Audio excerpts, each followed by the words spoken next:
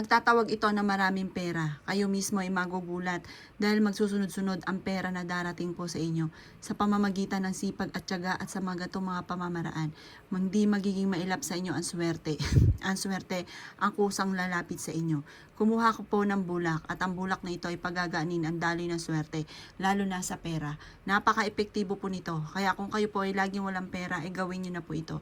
Ito ay kukuha ka lamang po ng cinnamon, powder na cinnamon. Mainam po na gawin nyo po ito ay sa umaga. Ang paggawa ng mga ganito ay may 100% kang paniniwala. Kailangan ay may 100% kang paniniwala. Kasi kung hindi ka naniwala ay huwag ka na munang gumawa. Dahil magiging wa-effect po ito. Kailangan may 100% kang paniniwala.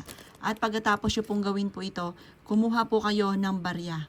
Ngayon, kahit magkano po, basta barya. Pagkatapos po niyan ay hugasan nyo muna ang barya. At pagkatapos ay patuyuin nyo po siya sa sinag ng araw. Kapag napatuyo na po siya, ay paikutin nyo po siya dito sa bulak. Ito po ay mas pagagaanin ng daloy ng swerte. Iipit nyo, nyo po ito sa inyo pong pitaka. At ito po ay magdudulot ng maraming pera. Ito po ay hahakot ng maraming pera. Kayo mismo ay ma-amaze dahil magsusunod-sunod ang maraming pera na darating sa inyo.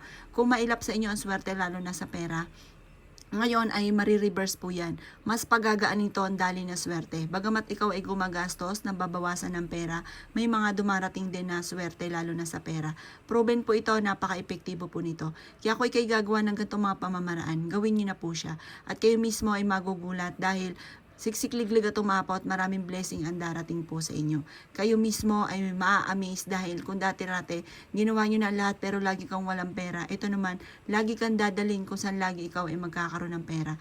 Gawin nyo na po ito, epektibo po ito. Basta may 100% ang paniniwala at lagi kang positive. Lagi mga magaganda ang sasabihin.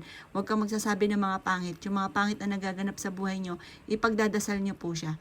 Subukan nyo po itong gawin at makikita nyo kagad ang bilis na resulta.